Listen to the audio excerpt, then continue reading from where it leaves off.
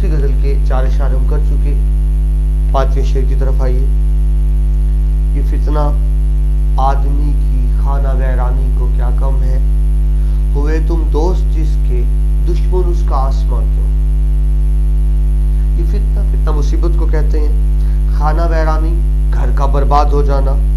शायर कहता है कि मेरे घर की बर्बादी के लिए, मेरी जात की बर्बादी के लिए इतना ही काफी है कि तुमसे दोस्ती कर ली, हुए तुम दोस्त जिसके दुश्मन उसका आसमां क्यों। फारसी रिवायत के मुताबिक मुसीबतें बलाएं आसमान से नाज़िल होती हैं, तो शायर कहता है जो तुमसे दोस्ती कर ले उसे किसी दूसरे दुश्मन की जरूरत नहीं रहती, वो खुद ही अपना सबसे बड़ा दुश्मन बन जाता है।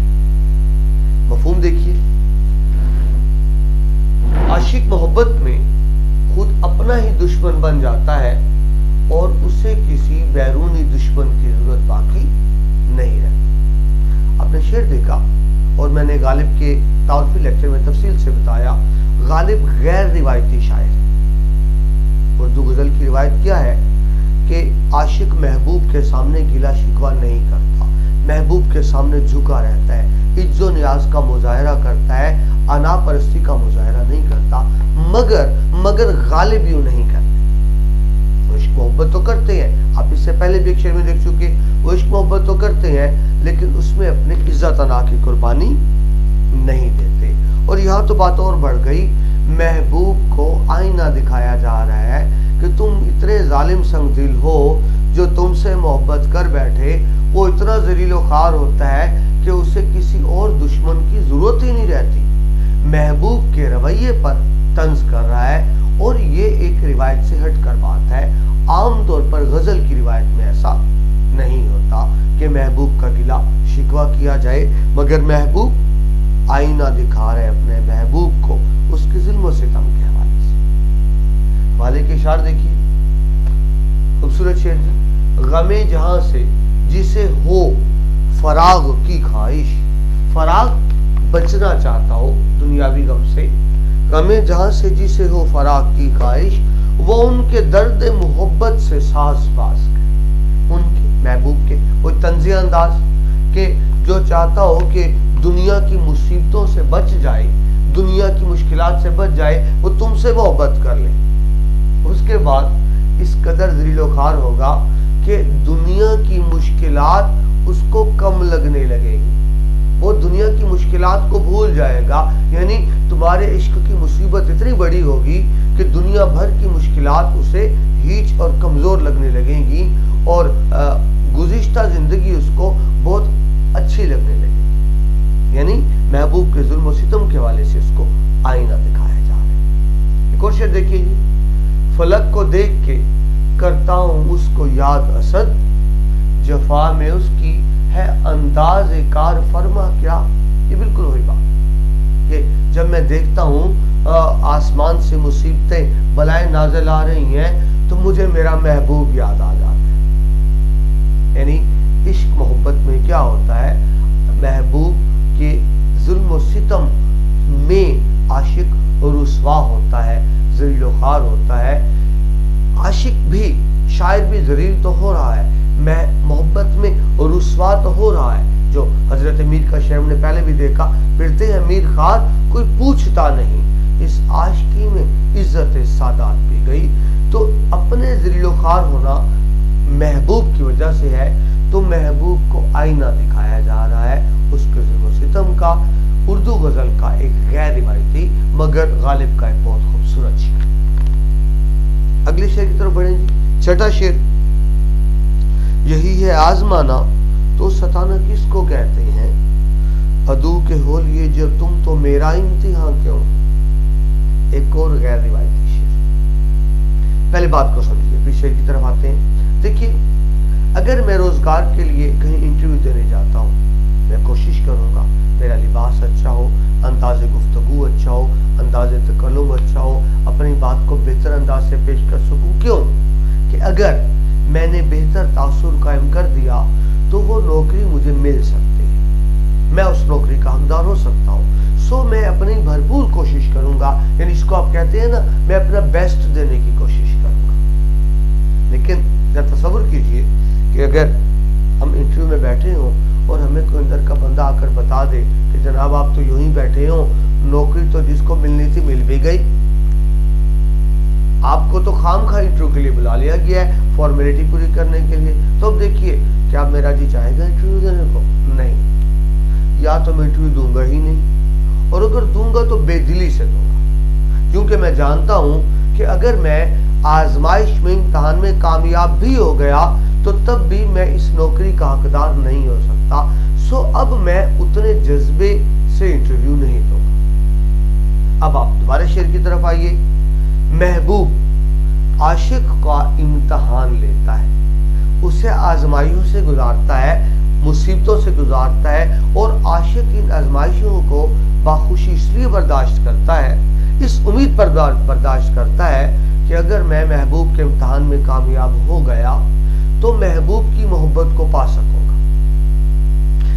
مگر یہاں بڑی دلچسپ کیفیت ہے، محبوب کسی اور کو دل دے چکا ہے، کسی اور کا ہو چکا ہے، کسی اور کو اپنا کر چکا ہے، مگر عاشق کو پھر بھی آزما رہا ہے۔ اب سچا عاشق یعنی غالب یہ بیان کرتا ہے کہ جناب اب آپ میرا امتحان نہیں لے رہے، مجھے ستا رہے ہو، کیونکہ اگر میں امتحان میں کامیاب ہو بھی گیا تو تمہاری محبت کو تو نہیں پا سکوں گا، تو اب مجھے تم امتحان نہیں لے رہے، خام خواہ پریشان کر رہے ہو، ستا رہے ہو، کیونکہ میری ہر کوشش کے باوجود بھی اب میں تمہیں نہیں پا سکوں گا، لہٰذا مجھے بلا وجہ تنگ نہ کرو، بلا وجہ پریشان نہ کرو، بلا وجہ ذلیل و رسوا نہ کرو۔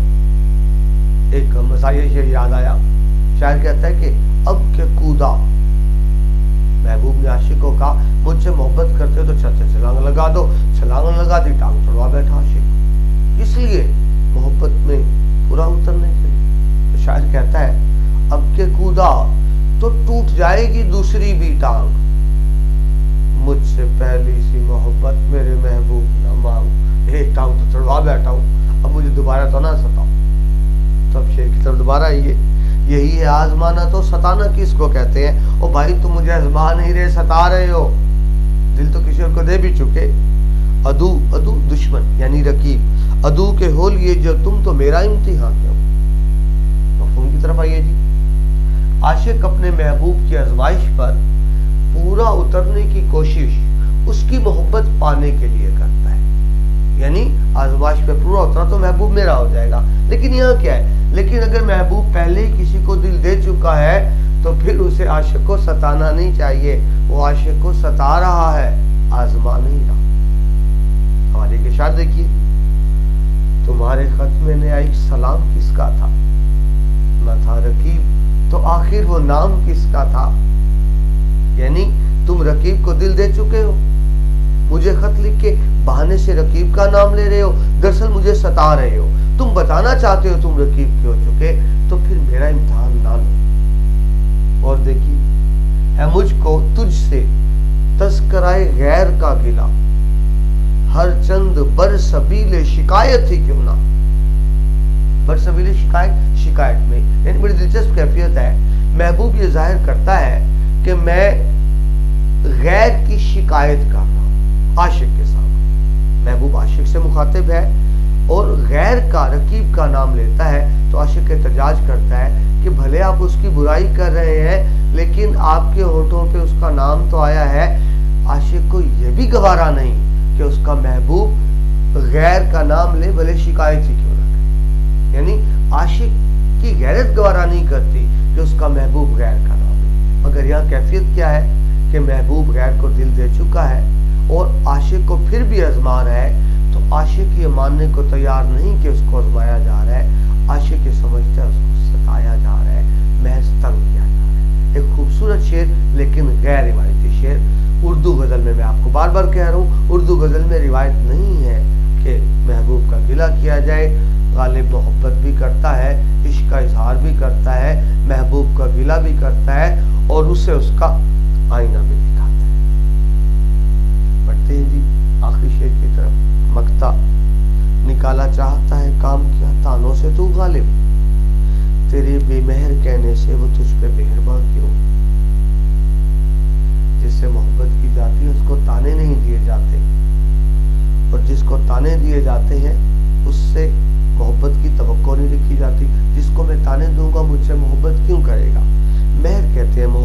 बेमहर बेवफाई, यानी अब ये देखिए जिसको इंग्लिश में आप कहते हैं सेल्फ क्रिटिसिज्म। गालिब अपने ऊपर तनकीद कर रहा है, खुद अपने आप को देख रहा है और अपने आप से बात करे, खुद कलामी कर रहा है कि ऐ शायर, ऐ आशिक, एक तरफ तो तू महबूब का गिला शिकवा करता है, उसको ताना देता है, उसको आईना दिखाता है, और दूसरी तरफ फिर ये तवक्को भी रखता है कि वो तुझसे मोहब्बत करे। ऐसा तो नहीं होता। जिससे मोहब्बत की जाती है उसका गिला शिकवा नहीं किया जाता, और जिसका गिला शिकवा किया जाए उससे मोहब्बत की तवक्को नहीं की जाती। यानी गालिब को अपनी गलती का एहसास है, गालिब अपने आप से बात कर रहा है कि इस तरह तो तेरी मोहब्बत कामयाब नहीं हो सकती। शिकवा शिकायत भी होती रहे और मोहब्बत भी पूरी हो, यूं नहीं हो सकता। तुम्हें अपना रवैया बदलना होगा। अगर महबूब की मोहब्बत पाना चाहते हो तो शिकवा शिकायत ना करो। मगर क्या है, गालिब अनापरस्त भी है, गालिब खवास पसंद भी है, गालिब मुश्किल भी है, गालिब इज्जत अल्लाह की कुर्बानी नहीं देता। मफहूम देखिए, शायद अपने ही बागियाने रवैये का इदराक करते हुए समझता है कि यूं मोहब्बत पा नहीं सकता। हवाले की शेर देखिए, अपनी आशुफ्ता मिजाजी पे हंसी आती है। आशुफ्ता मिजाज होना खुद सर होना, अपनी आशुफ्ता मिजाजी पे हंसी आती है। दुश्मनी संग से और कांच का पैकर रखना। संग पत्थर, शीशों के घर में रहने वाले पत्थर से दुश्मनी नहीं पालते, खुद ही जख्मी हो जाते हैं, चकनाचूर हो जाते हैं। यानी जिससे मोहब्बत की जाती है उसका शिकवा नहीं किया जाता। शेर देखिए जी, फायदा क्या सोच, आखिर तू भी तो दाना है असद, दोस्ती नादां की है जी का जिया हो जाएगा। नादान से दोस्ती कर बैठा है, नादान ने तो यूं ही करना है, जाया हो जाएगा। लेकिन क्या है, जिससे मोहब्बत की जाती है उससे पीछे नहीं हटा जाता। खूबसूरत गजल का मक्ता। ये मिर्जा असदुल्ला खान गालिब के हवाले से आखिरी लेक्चर था। पहले लेक्चर में मिर्जा गालिब का तारुफ हुआ, अगले 2 लेक्चर गालिब की पहली गजल के बारे में, और उससे अगले 2 लेक्चर गालिब की दूसरी गजल के बारे में। उम्मीद है गालिब शनासी, गालिब फहमी के हवाले से आपको आसानी होगी, गालिब की अज़मत का इदराक होगा कि किस तरह गालिब अल्फाज से खेलते हैं, किस तरह अल्फाज को नए नए मफाहिम देते हैं, इश्क व मोहब्बत के कंसेप्ट को, तसव्वुर को कितनी खूबसूरती से बयान करते हैं, क्योंकि वो गालिब है। और गालिब हमेशा गालिब होता है। गालिब जैसा शायर ना कोई था, ना है, और ना रहती दुनिया तक हो सकेगा। ये तो गालिब की अज़मत है शेर व दम के हवाले से। मगर तुलबा व तालिबात ज़हन में रखिए कि गालिब इम्तिहानी नुक्ता निगाह से भी होते हैं मैं, सो गालिब को पढ़ना भी है, गालिब फहमी का ज़ौक़ भी पैदा करना है। मैं गालिब ही के एक शेर पर, दीवाने गालिब, ये वो किताब है जो मेरी गाड़ी के डैशबोर्ड में हमेशा मौजूद रहती है।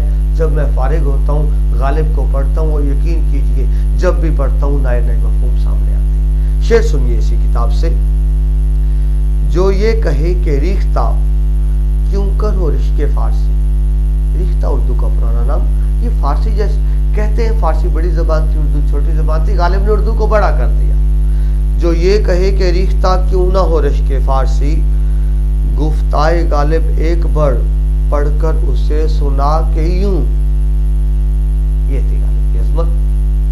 अब लेक्चर मुकम्मल हुआ। अगर आपको अच्छा लगा हो, मेरे चैनल CMM लेक्चर को सब्सक्राइब करें, लाइक करें, शेयर करें, कमेंट करें, ताकि लोग आगे बढ़ता रहे। इजाज़त दीजिए।